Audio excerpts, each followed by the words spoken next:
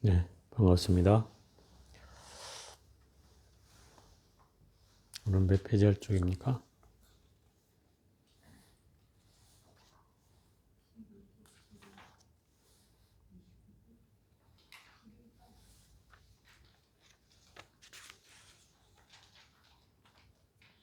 이제 12 할 차례입니까?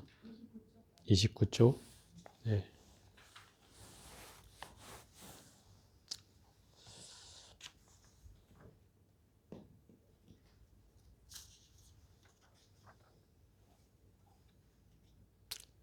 전번 시간에는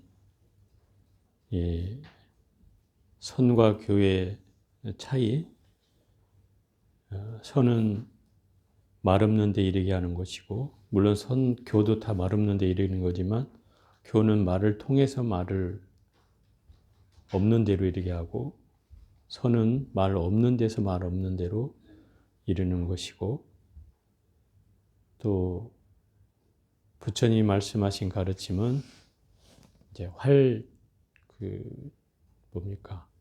활과 같고, 또 조사들이 말한 가르침은 활줄과 같다. 이 비유를 이제 잘못 해석하면 좀 오해를 할 수도 있는데, 부처님의 가르침이 그러면 뭐 못한 것이냐 이렇게 또 얘기할 수도 있는데, 그런 것보다는 부처님은 이제 많은 그 제자들의 질문에 대답한 내용이 경전이기 때문에 그 경전의 가르침을 통해서 부처님의 그 깨달음을 나아가는 일은 결국 어떤 방편에 의해서 어떤 방법적인 걸 강구해서 깨달음으로 나아가는 것 같다는 의미로 활줄과 같다 이렇게 표현하는 거예요. 둥글게 돼 있는 게 활줄이잖아요. 그럼 조사들 가르치면 왜 활이라고 하느냐? 조사들이 가르치면 활줄이라고 하느냐면, 활줄은 일직선으로 되어 있고 활은 이제 둥글게 되어 있잖아요. 그럼 일직선으로 됐다는 것은 바로 간다는 거죠, 바로. 왜냐하면 이 조사들의 가르침은 경전에 의하지 않고, 첫째, 경전에 의하지 않아요. 경전에 의하지 않는다는 뭐예요? 경전의 가르침으로 깨달음을 얻을 수는 없다고 얘기하는 거죠, 말하자면. 왜? 깨달음에 이르게는 할 수 있으나 깨달음을 얻게는 할 수 없다 이런 얘기죠. 그게 이제 그 조사들이 말하는 가르침. 그래서 화두라는 걸 이제 이용하는 거죠.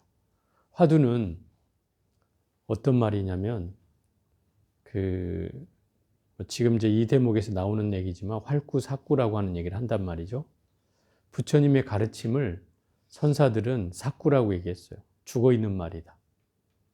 활구는 어떤 거냐? 살아있는 말을 활구라고 하는 거예요.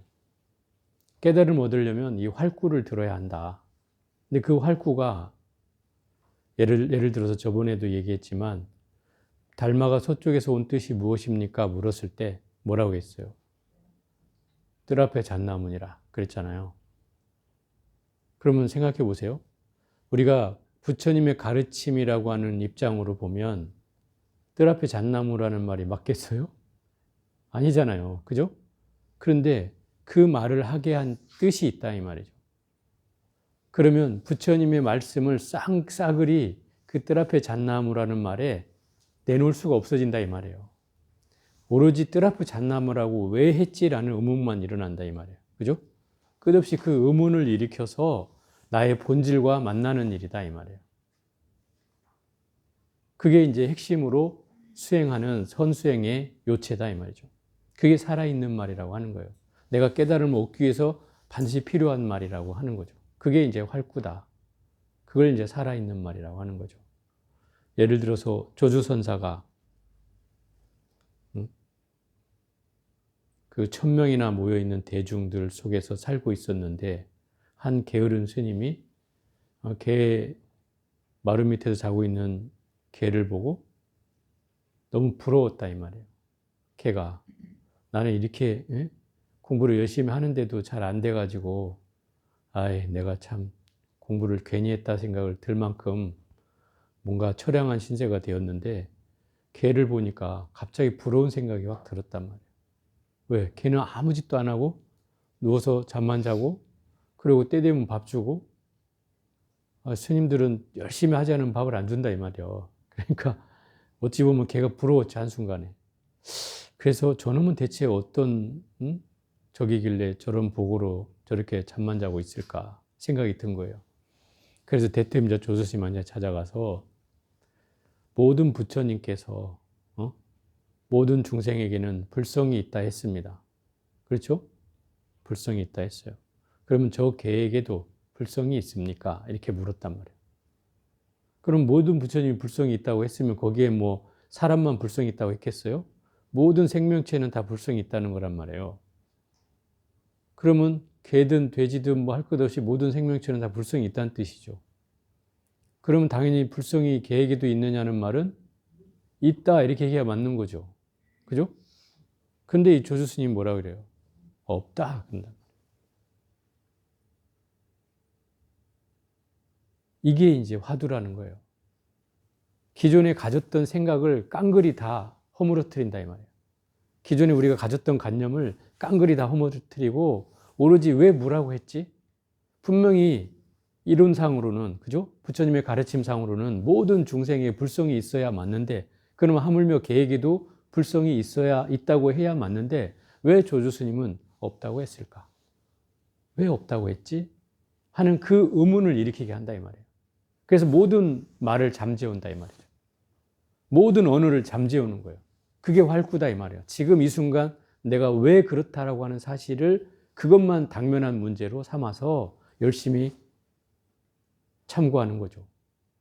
그게 이제 활구라고 하는 거예요. 화두는 그런 것을 말한다 이 말이죠. 우리가 기존에 가졌던 경전에 대한 이해나 어떤 지식이 이 활구 앞에서는 무용지물이 된다 이 말이죠. 아무 쓸데가 없어요. 왜? 내가 깨닫는 데는 사실 부처님 가르침이 필요한 게 아니거든요. 바로 들어가는 거니까. 바로. 내 자신과 바로 들어가게 되는 그 내용을 얘기하고 있는 거죠.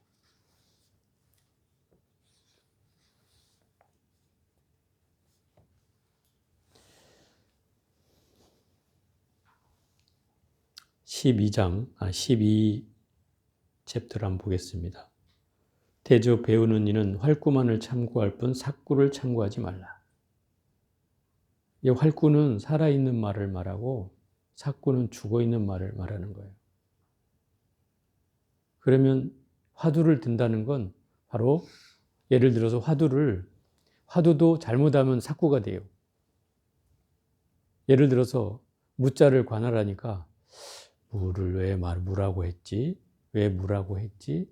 왜 무라고 했지? 이렇게 말하자면 염불하듯이 화두를 들면 이건 화두가 아닌 거죠. 화두를 드는 이유는 의심을 일으키는 거예요. 간절한 의심을 일으키는 거예요. 그 간절한 의심이 있어야 이 화두도 활구가 된다는 거예요. 살아있는 말이 된다는 거예요. 활구에서 얻게 되면 부처나 조사의 스승이 되고 삭구에서 얻게 되면 지 자신도 구제하지 못한다. 이게 결국은 살아있는 말 속에서 내가 깨달음을 얻어야 그게 진정한 명한 종사로 눈 밝은 납자로 태어난다는 뜻이고 그 부처님 말구절이나 그런 걸 통해서 내가 깨달아 봐야 그것은 결국 지 자신도 구제하지 할 수가 없다. 이제 이런 뜻이에요. 남은 뭐 교화하기는커녕 이 뒤로는 특별히 활구를 이야기하여 스스로 깨쳐 들어가게 하고자 한다.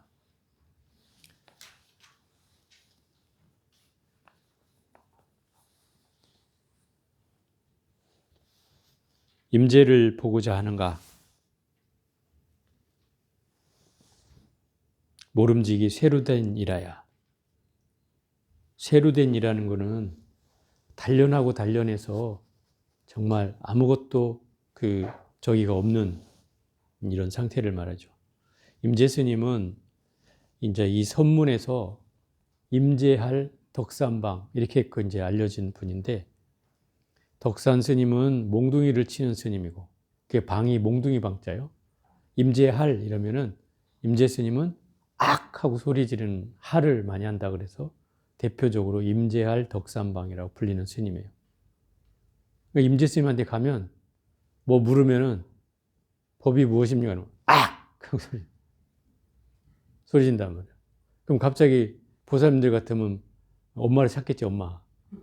엄마야! 하고 도망가겠지만 스님들은 그 소리를 들으면 아무것도 생각이 없어진단 말이에요. 앞도 뒤도 없어져 버려요. 다. 내가 뭔가 물으려고 했던 그 생각조차 아무것도 생각이 안 나게 만들어. 그러면 그 순간에 눈 밝은 납자나 아니면 뭔가 공부가 열심히 된 사람은 그 순간에도 깨달을 수가 있다 이 말이에요. 왜? 모든 생각을 내려놔 버리니까. 그럼 나하고 직접 만날 수도 있다 이 말이에요. 순식간에 그 소리와 함께. 그래서 이 하를 흉내내 가지고 이제 뭐 선사들이 가끔 뭐 악 하고 소리 지르는 경우, 여러분 법문할 때 어디 들어봤는지 모르겠지만 가끔 그런 분이 계셔요. 근데 그것은 그런 뜻이다 이 말이에요. 뭔가 말로써 할 수 없는 거를 이렇게 뭐 주장자를 내려치거나 악 하고 소리를 치거나 아니면 손가락을 들어 보이거나 뭐 주장자를 이렇게 시위하듯이 들어 보이거나 하는 것으로서 말 없는 가르침을 전한다 이 말이에요.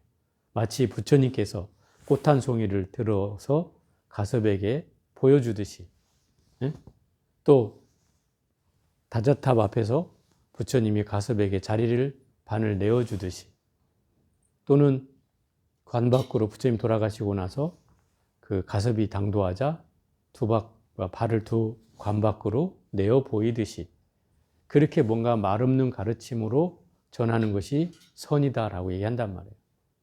그래서 그 선이 결국 이렇게 모든 선사들에게 말 없는 가르침으로 전해져 왔다 이 말이죠. 그래서 어떤 스님은 손가락을 드는 것이고, 어떤 스님은 소리를 치는 것이고, 어떤 스님은 주장자를 내려치는 것이다 이 말이에요. 그게 이제 여러분들은 어렵다, 왜 저렇게 얘기하지 이렇게 생각할지 모르지만, 그게 이제 결국 그 활구는 말이 없는 데서 등장한다 이 말이에요. 따져보면 살아있는 가르침이라는 거. 그래서 그 자리에서 깨닫게 하는 바로 직절문이라고 하잖아요. 바로 지름길로 들어가는 문이나 경절문 또는 뭐 그렇게 얘기하는데, 이제 그렇기 때문에 이제 뭐 소리를 치든 뭐 하를 하든 주장자를 들든 이제 이렇게 하는 것이다 이 말이에요. 화두에는 말과 뜻의 문이 두 문이 있다. 말을 참고한다는 것은 경절문의 활구를 참고하며, 이게 경절문의 활구라는 건 바로 지름길로 활구를 참고하는 일이다 이 말이에요. 화두는 봐봐요. 화두라는 말이 말 화자예요. 화자가 이야기 화자, 말 화자예요. 우리 뭐라 그럽니까? 어떤 화제라는 말을 할 때도 그렇게 쓰고, 어쨌든 그게 말이란 뜻이단 말이에요. 두는 머리 두자예요. 그럼 화두라는 무슨 말이에요? 네? 말머리? 말머리 되는데, 말머리는 되네. 근데 말이 나오기 이전 상태를 말하는 거예요. 더 정확히 말하면 말이 나오려고 할 때 그 이전 상태, 그게 화두야. 그 무슨 말이에요 그러면? 나의 본질을 본다는 뜻인 거죠. 그게. 말 이전의 상태를 보는 거, 그게 화두예요. 그럼 우리 또 가나선이라고 하잖아요. 가나선이란 말도 재밌는 말이에요. 볼간자에다가 이야기 화자죠. 선, 참선한다는 거예요. 그러면 화라는 건 화두란 뜻이에요. 화두를 보는 수행, 이런 뜻인 거죠. 그게 가나선이에요. 그래서 가나선은 화두 수행이라고 얘기할 수 있는 거예요. 화두를 수행한다면 이건 가나선이고, 예를 들어 비파사나는 어떤 대상을 보는 거잖아요. 그게 몸이 됐든 뭐 마음이 됐든 어떤 대상을 보는 게 비파사나선이고, 화두를 보는 건 가나선이다 이 말이에요. 그걸로 이제 구별이 되죠. 그러니까 결국 화두든 가나선이든 말을 참고하게 되어 있다 이 말이에요. 말이 핵심이에요. 그죠? 그 말이 어떤 말이에요? 화두라는 말이죠. 예를 들어서 아까 앞에도 얘기했던 뭐 달마가 서쪽에서 온 뜻이 뭡니까? 뜰 앞의 잣나무니라. 어떤 게 부처입니까? 마른 똥막대기니라. 어떤 게 법입니까? 뭐 계획의 불성이 있습니까? 없다 하는 이런 경계가 화두다 이 말이에요. 그 화두라는 건 그럼 무슨 뜻인지 알겠죠? 말을 푸는 게 화두가 아니라는 거죠. 그죠? 말의 뜻을 이해하는 게 화두가 아니라는 거죠. 말이 생겨나기 이전을 관한다 이 말이에요. 화두. 어? 말이 되기 이전을 관한다 이 말이에요.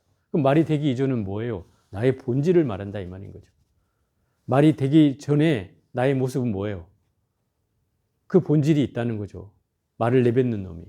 그죠? 그걸 본다는 거예요. 그러니까 결국 말을 내뱉게 하는 그 놈을 관찰하는 게 화두다 이 말인 거예요.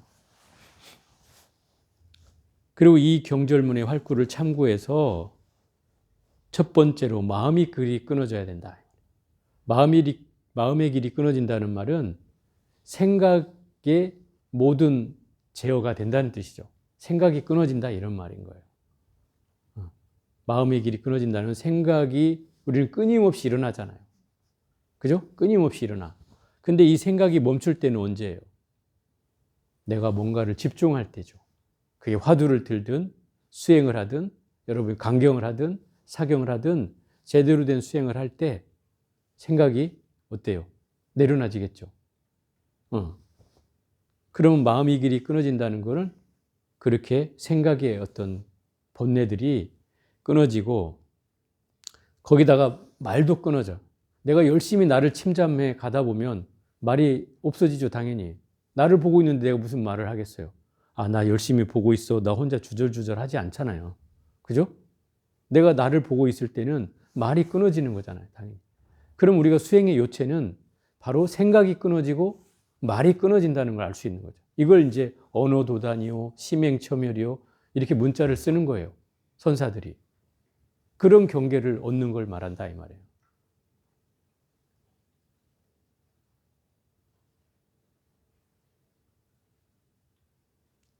그래서 화두는 말을 참고하는 것이지 뜻을 참고하는 게 아니에요. 근데 뜻을 참고한다고 하는 것은 이거는 원돈문의 삿구를, 경전에 나오는 삿구를 참고함이니 이치의 길도 있고 말의 길도 있어. 이것은 반대로 선에서 말하는 말을 참고한다는 것은 말도 끊어지고 생각도 끊어지지만 뜻을 참고하면 삿구를 참고하는 것이 된다 이 말이에요. 그래서 여러분 제가 이 얘기를 이렇게 비유를 들어볼게요. 제가 여러분한테 경전을 강경하라고 할 때, 소위경전 여러분 강경하라고 할 때 제가 그 음을 따라서만 읽으세요. 그렇게 얘기하잖아요. 그죠? 그리고 한문의 음으로만 읽으세요. 한글로는 하지 마세요. 이렇게 얘기하잖아요. 그러니까 어떤 분들이 스님 왜 한글로 하지 말아야 됩니까? 응? 한글로 읽으면 훨씬 뜻이 잘 들어오고 집중이 더 잘 되는데 한글로 읽는 게 좋지 않습니까? 뜻도 알아야죠. 뜻도 모르고 읽어야 됩니까? 이렇게 꼭 따지는 분이 있거든요. 그건 이제 이런 경우죠. 그렇게 한글로 읽었을 때에 주의해야 될 점이 뭐겠어요? 생각을 일으키는 거죠. 그죠? 생각을 하지 말라고 이 경전을 읽으라고 하는 거다 이 말이에요. 그런데 그 뜻을 이해하겠다는 사람은 생각을 하겠다는 것이죠. 그죠? 아, 이거 무슨 뜻이야? 무슨 말이야? 아, 나는 이 말이 이해가 돼. 이건 이해가 안 돼. 이건 잘 모르겠어. 이런 마음을 일으킨다면 이게 망상이 아니에요. 망상 아니에요? 망상이죠. 그럼 결국 이렇게 하면은 경전이 집중이 되겠어요? 안 되겠어요? 당연히 안 되죠. 제가 이걸 음으로만 읽으라고 하는 이유가 바로 이거예요. 말을 통해서 생각을 끊어내기 위해서 그런 거예요. 그죠? 이해가 되죠? 그런데 뜻으로 읽으면 어떻게 돼요? 계속 분별하게 돼 있다 이 말이에요. 그것을 이게 무슨 말이야? 무슨 뜻이야? 그런다고 뜻을 분별한다고 해서 내가 100% 이해할 수 있어요? 없어요? 없잖아요. 문제는. 내가 부처님처럼 이해할 수 있다면 100% 내가 하라고 하죠. 다. 근데 그게 아니란 말이에요. 내 경계로 또 분별하게 돼 있다 이 말이죠. 그러니 오히려 번뇌를 더 조장하게 된다 이 말인 거죠. 번뇌를 없애는 게 아니고. 그래서 한글로 우선은 읽지 마라. 내가 마음이 완전히 쉬어져서 또 경전을 많이 읽어서 마음의 번뇌가 가라앉혀지거든. 그때는 한글 읽어도 된다. 그때는. 거기에 집착하지 않을 마음이 된다면 한글 읽어도 된다. 그런데 처음에는 쉽지 않다 그래. 그래서 한문의 음으로 읽으라고 하는 거다. 이 얘기죠. 어느 것이 잘됐다 잘못됐다 이거 아니라. 그래서 뜻으로 헤아리기 위해서는 이 불교는 잘못된 길을 간다 이 말인 거예요. 이해가 되죠? 자, 13. 무릎 참고하는 공안에 대해 간절한 마음으로 공부를 하되. 이 공안이란 말을 이제 잘 들어야 되는데 그 화두를 또 공안이라고도 해요. 재밌는 표현인데. 그리고 화두에는 1700공안이 있다 이렇게 얘기해요. 화두가 1700까지나 된다 이 말이에요. 지금까지 그 역사적으로 쓰여져 왔던 화두가 한 1700까지나 된다. 지금 여러분한테 제가 열거한 것만 한 서너 가지밖에 안 되잖아요. 뭐 정전, 백수자, 무자 화두, 또 뭐예요? 삼석은 그 다음에 똥막대기, 예? 뭐 이런 것들이란 말이에요. 몇 개 안 되잖아요. 근데 이런 공안 말고도 1700까지나 있단 말이에요. 그래서 그 선문염송이라는 책에 보면 이 화두에 대해서 엄청나게 많이 몇백 가지가 실려 있죠. 이 공안이라는 것은 무슨 말이냐면 공무원들이 쓰는 교환, 이게 공안이에요. 원래 뜻이 공자가 공무원 공자다 이 말이에요. 공무원들이 쓰는 그 뭐라 그래요? 서류, 공안이라고 하는 건 바로 그 서류를 말하는 거다. 안건, 공무원들이 쓰는 안건. 이런 뜻에서 나왔어요. 재밌는 표현이죠. 그래서 이 화두라는 말이 그래서 공식적으로 이렇게 그 큰 스님들이 적어서 줬단 말이에요. 그냥 야, 너 뭐 무자 화두해 이렇게 말로 한 게 아니고 그 화두를 든다 하면은 화두를 이렇게 딱 써가지고 나한테 이제 화두를 받았다는 걸 증명하듯이 스승이 이렇게 써준다 이 말이죠. 그럼 나 스님한테 화두 받았습니다 이렇게 얘기할 수 있어지는. 그리고 화두를 어떻게 들어야 됩니까? 그거에 대해서 설명도 해주고 이렇게 받았단 말이죠. 그래서 이제 공안이라고 이게 불리는 건데 이 공안을 참고하려면 참고라는 것은 내가 그것을 집중해서 궁구하는 것, 집중해서 그 화두에 들어가는 것을 참고한다 그러는 거예요. 그 간절한 마음으로 해야 된다 이 말이에요. 화두의 요체는 간절해야 돼요. 요체가 그거예요. 왜냐하면 생각해 보세요. 제가 금방 흉내냈지만 무자 화두를 들라니까 왜 없다 했지, 왜 없다 했지, 왜 없다 했지, 왜 없다 했지, 왜 없다 했지 이러고 있으면 이 화두가 들겠냐 이 말이에요. 이건 연불이지 화두가 아니다 이 말이에요. 그럴 바에는 차라리 나무마미타불을 하지. 응? 그렇잖아요. 나무아미타불을 하지. 그러면 공덕이라도 되지. 왜 없다고 했지, 왜 없다고 했지 이렇게 해봐야 그게 의문이 일어나겠냐 이 말이에요. 화두의 핵심은 의심을 일으키는 거예요. 의심. 무슨 의심이요? 왜 그랬을까라고 하는 거예요. 왜? 여기에 이치적으로 생각하라는 뜻이 아니에요. 그냥 의문만 일으키라는 거예요. 왜 그랬지? 왜 저 스님은 모든 불성이, 중생에게 불성이 있는데 개를 물었을 때 왜 없다고 했지? 왜 없다고 했을까? 왜 없다고 했을까? 이것을 의문을 일으키는 거예요.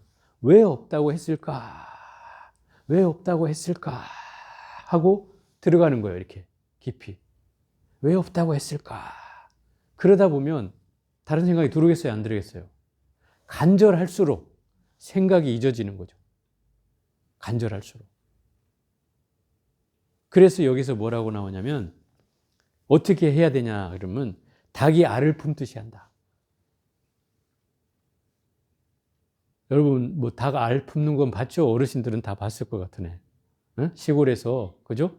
닭이 알 품을 때 품다가 분명히 자기가 어디 나가야 되거나 화장실 가거나 먹으러 갈 때 교대하죠, 교대. 다른 닭이 와서 어미닭이든 애비닭이든 와서 교대해 주잖아요. 한시도 그 알을 그냥 내버려 두지 않는다 이 말이에요. 품을 때는. 새들도 마찬가지예요.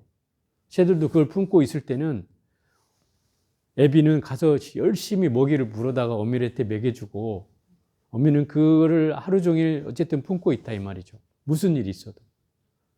심지어 애비가 없는 새는 잠시 틈을 이용해서 먹일 걸 먹으러 갔다가 그 알이 없어지는 경우가 많다 이 말이죠. 어? 뭐 뱀이 와서 낚아채 간다든지 아니면 더 큰 새가 와서 잡아간다든지 그런 경우 있죠. 또 박새에게는 천적이 뻐꾸기라잖아요. 뻐꾸기. 작은 박새가 요만밖에 안 하거든요. 근데 뻐꾸기는 엄청 크잖아요. 근데 뻐꾸기가 지가 알을 낳아가지고 그 박새한테 휙 던져놓고 가는 거예요. 그러니까 뻐꾸기 알이 커요. 그런데 이놈은 이 새대가리거든. 그래서 자기 새끼인 줄 알고 열심히 품어서 키운단 말이에요. 그런데 그놈이 새끼가 딱 터져 나오는 순간 이 새끼가 그 어미를 다 밀어내버리고 그 옆에 있는 자기 동료 그 박새의 새끼들까지 다 밀어내버리고 자기 혼자만 살아남아요.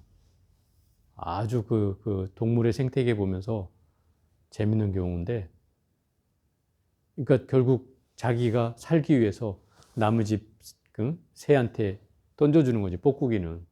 이놈은 아주 참 웃기는 놈이야. 배은망덕한 놈이지. 자식을 어디다가 팽개쳐 놓고 지는 룰루랄라 하고 다니고, 그러다 이제 날아갈 때에서 나오잖아. 그럼 뻑꾹 불러가지고 데리고 가.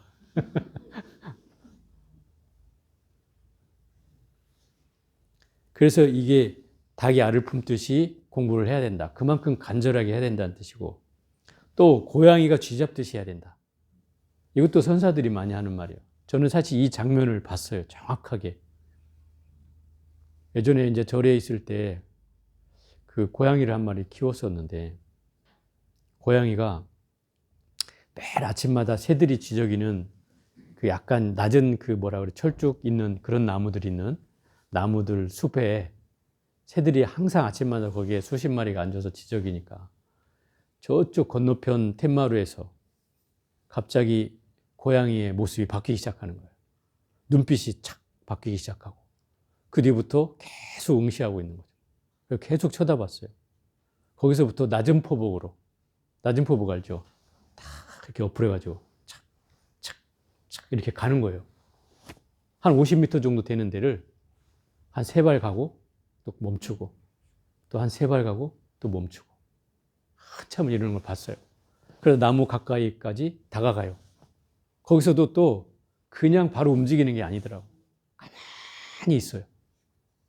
진짜 죽은 듯이 가만히 있어요. 그러다 한순간에 자기가 노린 놈 하나만 딱 채는 거예요. 백발백중이에요. 그 고양이들 잘하는 거 있잖아요. 이거 막 양발치기로 막 해가지고 새들을 갖고 노는 거죠. 그걸 봤어요, 제가. 그리고 막 쫓아갔는데 죽어 있더라, 이미. 한 방이 쳤는데 그냥. 와, 그래서 그게 이제 고양이가 쥐를 잡듯이 한 표현이 그런 표현이에요. 심지어 새도 그렇게 잡는다 이 말이에요. 그러니까 얼마나 집중력이 요구되는 거예요, 그게. 내가 그 관계 50m를 가는 동안에 얘가 한치도 다른 데를 쳐다보지 않아. 내가 옆에서 불러도 봤거든? 쳐다보지도 않아. 오로지 거기에 꽂혀 있어요. 이게 한시도 가만히 눈을 팔지 않고 오로지 집중해서 간다는 것이죠. 우리가 사실 화두를 들 때 그런 마음이어야 된다는 거예요. 그냥 어디다 내가 가스불을 잠갔는지 말았는지, 우리 애 밥을 줬는지 말았는지, 내가 뭐 문을 잠그고 왔는지 안 잠그고 왔는지 그런 거 생각하고 있어갖고는 되지를 않는다 이 말인 거죠.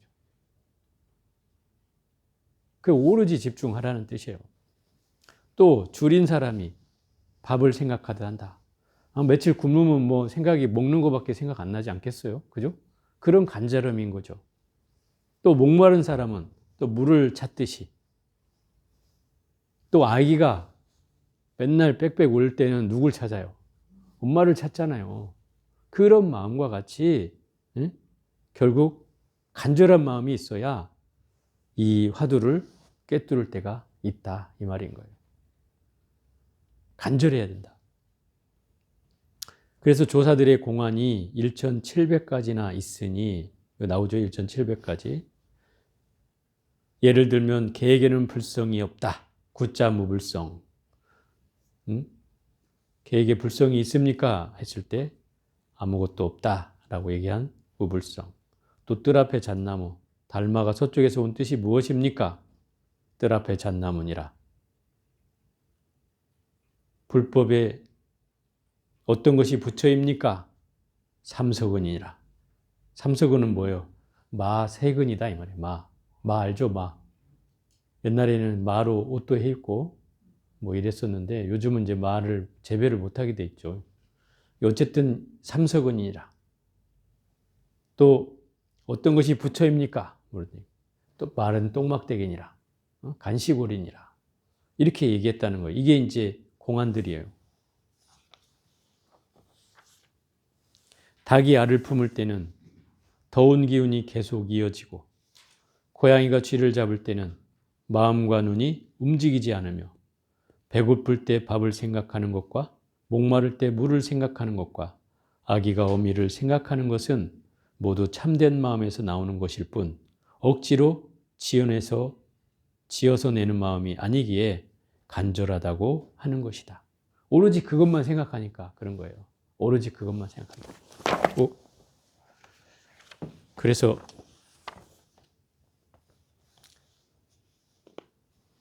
그게 이제 참된 마음에서 나오는 것이고 참선을 할 때는 이 간절한 마음 없이 깨친다는 것은 있을 수 없는 일이다. 그러니까 화두를 잘못 들으면 그렇게 되는 거예요.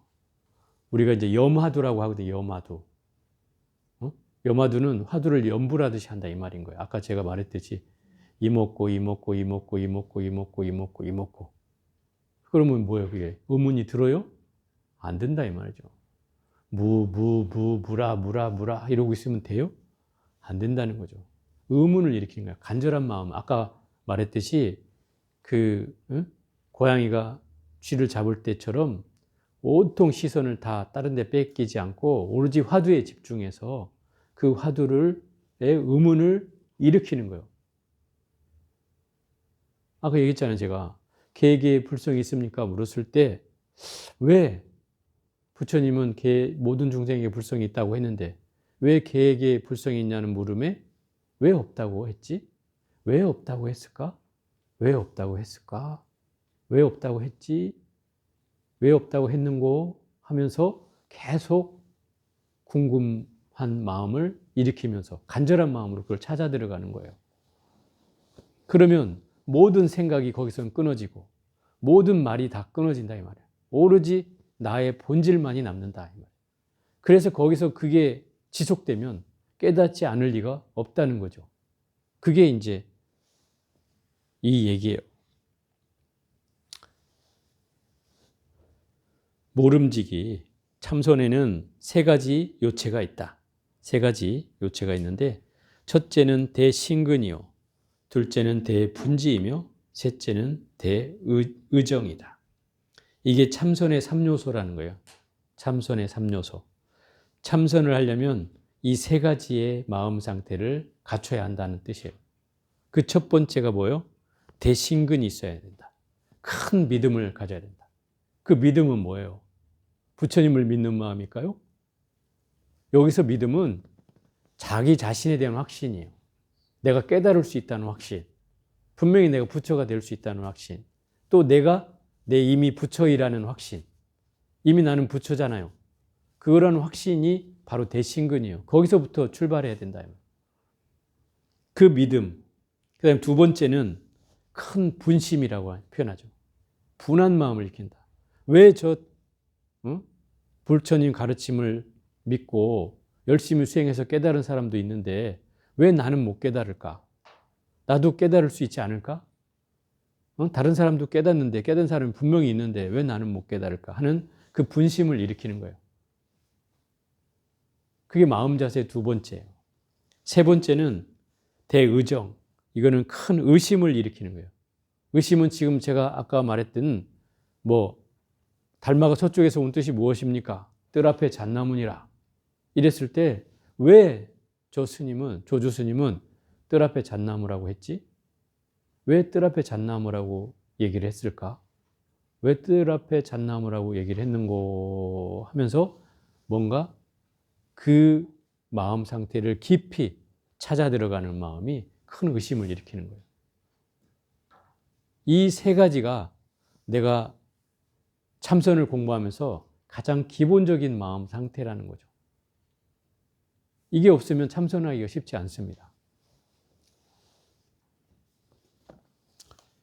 이것을 이제 하나라도 빠지면 다리 부러진 솥과 같이 되고 만다. 이렇게 있어요. 다리가 3개 달린 솥이 있어요. 응? 다리 3개 달렸어요. 하나의 다리는 대신근이고, 하나의 다리는 대분심이고, 하나의 다리는 대의심이요. 그럼 이 3개가 하나라도 어그러지면 솥이 부러진 다리가 되고 만다 이 말인 거죠. 셋이 완벽하게 갖춰져야 바로 이 솥을 잘 만들 수 있는 상황이 된다. 그래야만이 이게 참선의 3가지가 구족해져야 깨달음을 얻을 수 있다. 이런 거예요. 성불에는 부처님께서는 성불하면은 믿음이 뿌리가 된다 하셨고, 영가 스님은 돌을 닦는 이는 반드시 뜻을 먼저 세워야 한다고 얘기했고, 몽산 스님은 참선하는 이가 화두를 의심하지 않는 것은 큰 병이다 하셨다. 또 크게 의심하는 데서 크게 깨친다. 이렇게 표현했다. 이게 화두를 의심하지 않는 것이 큰 병이라고 하는 건 이제 화두를 공부하다 보면 저도 한번 이제 화두에 의심이 안 날 때는 그런 때도 있었던 것 같아요. 화두를 그냥 염불하듯이 해본 적도 있는 것 같아요.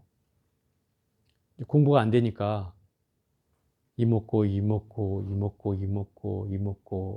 하다가 이먹고 해야 되는데 맨날 이먹고만 안 된단 말이죠. 그게.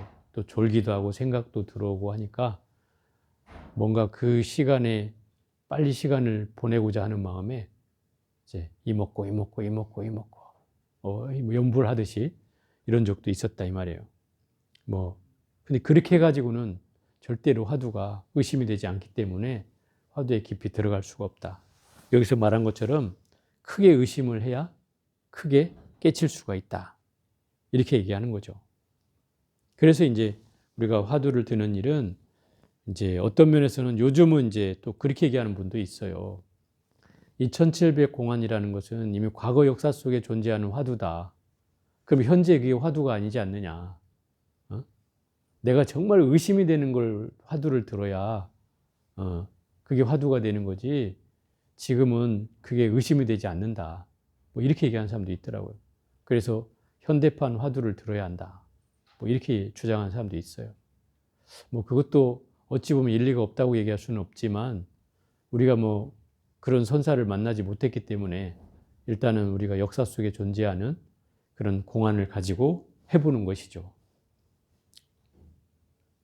자, 하나만 더 해볼게요. 밤낮으로 무슨 일을 하면서든지 오직 계획에 불성이 없다는 화두를 들고 오나가나 계속 의심하여 이치의 길이 끊어지고 뜻의 길이 없어지고 어떤 맛도 없어져서 마음이 답답할 그때가 문득 몸과 목숨을 내던질 곳이요 부처가 되고 조사가 되는 대목이니라.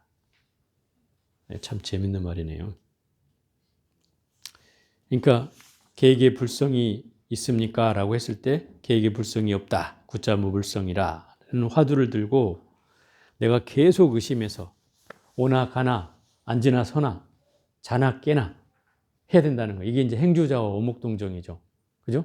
내가 다니든 아니면 머무르러 있든 아니면 앉아있든 누워있든 말을 하든 침묵을 하든 또는 움직임이 있든 움직임이 없든 간에 화두를 들어야 한다. 오나 가나 자나 깨나. 그래서 우리가 참선할 때 앉아만 한다는 것은 그것은 앉아있는 것이 목적이 되는 게 아니고 앉아있는 것을 기본으로 해서 더 수행을 나가고자 한다면 내가 서 있을 때든 길을 걸을 때든 어느 때든 화두를 들어야 한다는 거죠. 그래야 이 화두에 더 간절해진다 이런 거예요. 그리고 그 간절함이 커져서 정말로 말길이 끊어지고 뜻이 끊어지고 생각이 끊어지고 그런 자리에 가면 결국 깨달음을 얻는 대목이 나타난다는 거죠. 결국 몸과 목숨을 던진다라고 하는 것은 이제 그런 뜻이죠. 예를 들어서 그 부처님께서 그 열반계의 개송을 두 구절을 들었어요. 재행무상 시생멸법. 공중에서 들려오는 그 두 소리를 듣고 막 환희심이 벅차올랐어요. 모든 현상은 다 무상한 것이고 그것은 다 생멸하는 법이다. 다 나고 죽는 법이다 이 말이에요. 나고 죽는 법이다. 이 두 구절의 말을 듣고 부처님은 환희심이 벅차올랐어요. 여러분 감동은 없죠? 별로 감동이 없죠? 부처님이 아닌 거예요. 그러니까. 그래서 이 두 구절을 듣고 감동을 한 부처님이 뭔가 더 있을 것 같은 거죠. 그래서 하늘에 대고 외쳐요. 누군지 모르시겠지만 왜 그 두 개송만 들려주고 나머지 개송은 들려주지 않습니까? 라고 하자 하늘에서 음성이 들려와. 그 누구였냐면 나찰이라는 피를 빨아먹는 신들이 있잖아요. 나찰이 나타나서 물론 두 구절이 더 있지. 그렇지만 몇 입으로는 알려줄 수 없다. 그럼 뭘 해야 알려주실 겁니까? 나는 본디 사람의 피를, 산피를 먹어야 사는 사람이다. 산피를 준다면야 내가 그 두 구절을 안 들려줄 이유가 있겠나 이런 거죠. 그러면 제가 저 꼭대기 나무 꼭대기에 올라가서 그 꼭대기에서 한 발을 딛고 발을 딛고 뛰어내릴 터이니 내가 뛰어내리는 그 동안에 그 개송을 일러줘라 이렇게 얘기하는 거죠. 그러면 그 두 개송을 듣는 순간 나는 이미 떨어져서 뭐 박살이 날 테이니 당신이 그 산피를 먹으면 될 거 아니냐 이런 거죠. 그러니까 그 나찰이 좋다 그런 거죠. 그 거래가 끝나서 부처님은 그 백척간도 같은 그 나무 꼭대기로 올라가서 거기서 진일보 백척간도에서 한 발을 더 내딛는 거예요. 그게 뭐예요? 목숨을 던진다 이 말이죠. 백정간두의 진일보는 내가 목숨을 던지는 거예요. 그러자 개송이 들려오죠. 그 개송을 들으면서 부처님은 죽는지도 모르고 너무나 환희심을 막 내는 거죠.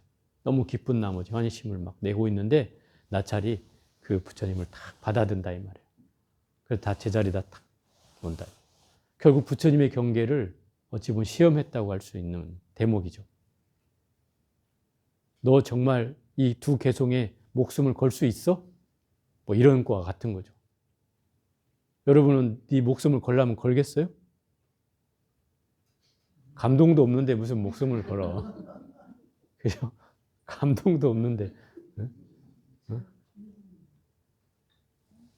그게 이제 이 얘기다 이 말이에요. 그래서 주회에서는 어떻게 했냐면 어떤 스님이 조조 스님에게 물었습니다. 계계불성이 있습니까? 없습니까? 무! 이 한 글자는 우리 종문의 수행 가풍이다 이 말이에요. 한 관문으로 온갖 나쁜 지견들을 꺾어버리는 연장이며 모든 나쁜 소견들을 다 없애버리는 연장과 같다 이 말이에요. 모든 부처님의 면목이고 참 얼굴이다 이 말이죠. 참다운 얼굴이고 조사들의 골수다. 핵심이다 이 말이죠. 이 관문을 뚫은 뒤라야 가히 부처나 조사가 될 수 있다. 멋진 말들이죠. 그래서 어떤 분들은 화두 가운데 무자를 최고다 이렇게 얘기하시는 분도 있어요. 무자가 모든 화두를 다 제압하고도 남는다. 그래서 기왕 화두를 들려면 무자를 들어야 한다. 이렇게 얘기하시는 분도 있죠. 근데 모르겠어요. 제가 뭐 아직 저도 뭐 견해를 깨달음을 얻은 상황은 아니니까 제가 뭐 섣부른 판단을 할 수는 없지만 화두에 우열이 있어서야 되겠나? 저는 이런 생각을 하죠. 왜냐하면 화두가 하나 풀려서 내가 나를 진면목을 봤다 하는 건 뭐 깨달음을 얻는 것이 차별이 있겠나? 이런 생각은 하죠. 무자를 통해서 어떤 뭐 이목구를 들든 또 삼서근을 들든 똥막대기를 들든 아니면 정전백수자를 들든 어떻게 해서든지 내가 그걸 화두를 뚫어서 깨달음을 얻는다면 그 깨달음에 차별이 있겠나? 이런 생각을 하죠. 옛 어른이 송하셨다. 조주의 무서운 칼 서리팔처럼 번쩍이네. 무어라 물으려 하면 내 몸이 두 동강 나리. 이 대목 보니까 막 그게 생각이 나네. 그 스님 내 이름 까먹었어요. 그 어느 스님이 아주 유명한 스님인데 그 여러 대중들이 모인 자리에서 스님들이 막 선방이 큰 스님 밑에는 한 1000여 명씩 막 이렇게 있었단 말이에요. 그러니까 스님들이 얼마나 많은 바글바글한 거지. 이게 법당마다 다 살았어요. 이런 법당에도 막 살았단 말이에요. 사람들이. 아무리 마룻바닥이어도 추워도 살 수밖에 없어요. 내가 공부하려고 왔는데 뭐 추운 마룻바닥이 문제겠어요? 이런 데서 산단 말이에요.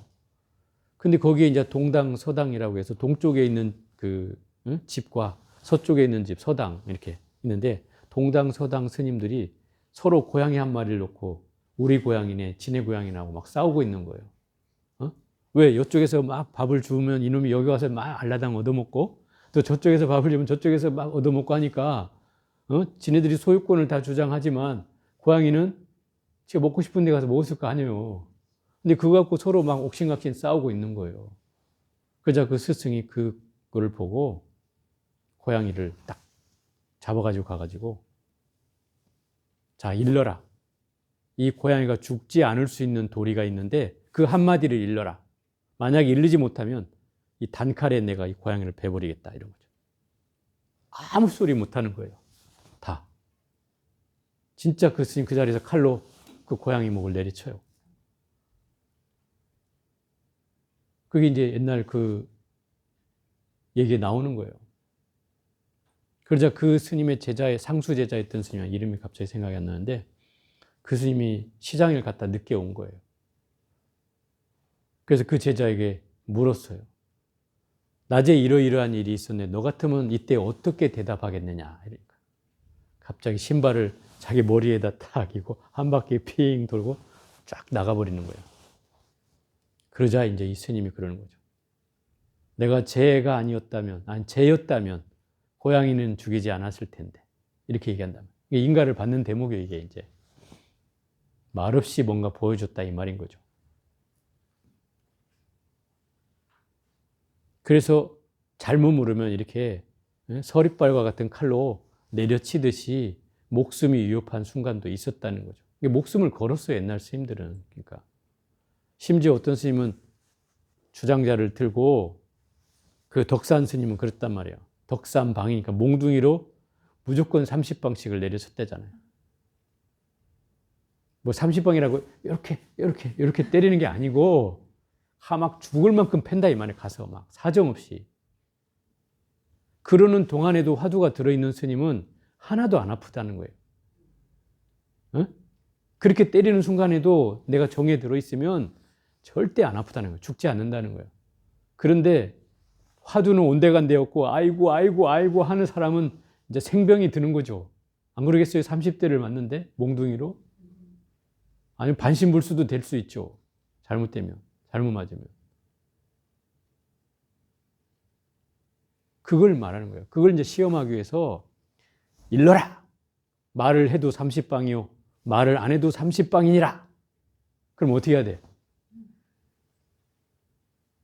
예? 말을 해도 30방이고 말을 안 해도 30방이래. 안 하면 안 해도 맞고 해도 막아. 그럼 어떻게 해야 되냐고 여러분. 도망가야 돼?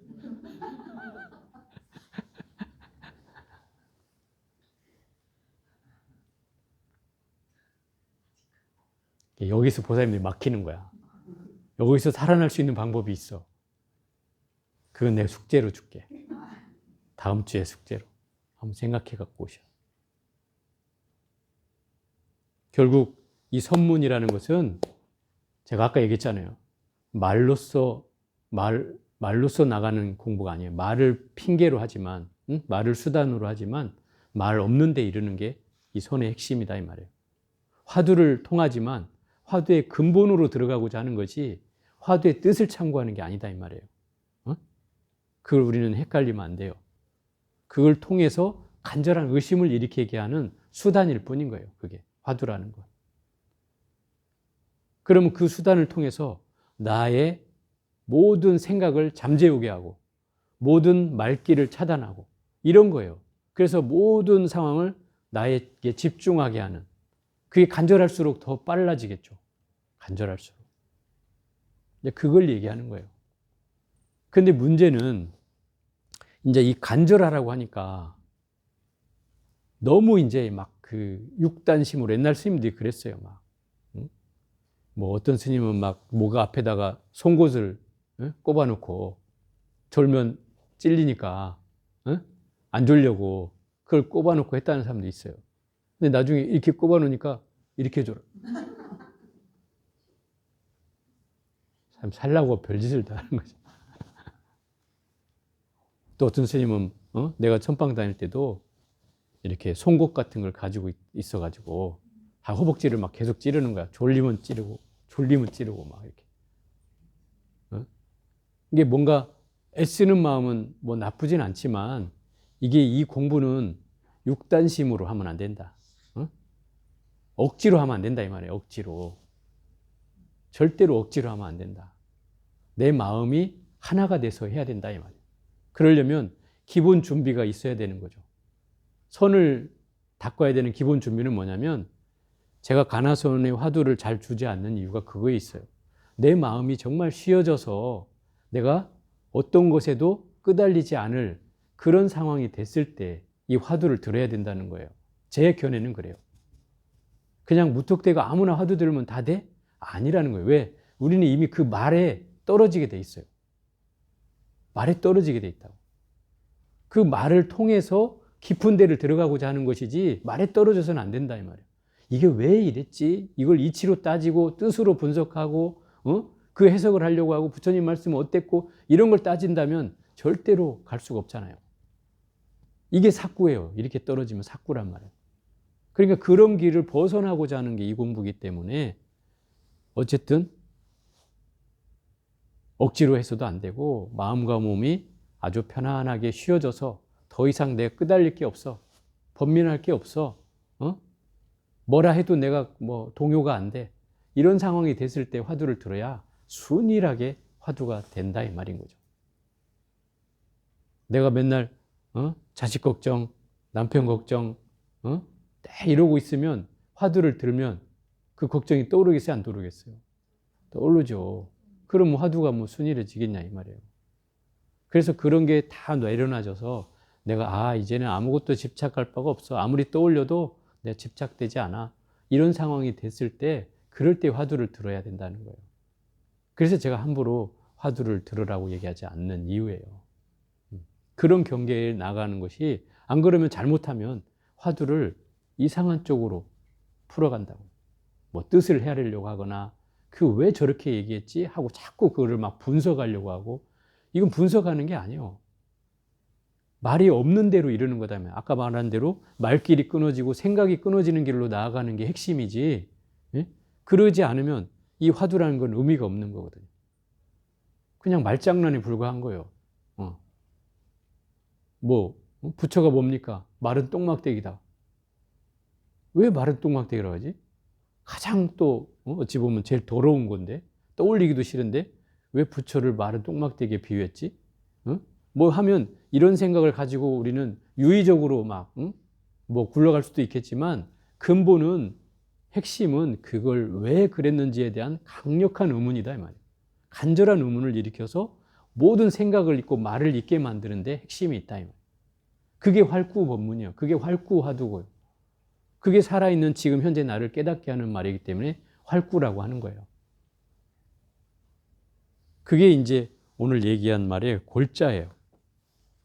자, 오늘은 여기까지 해보겠습니다.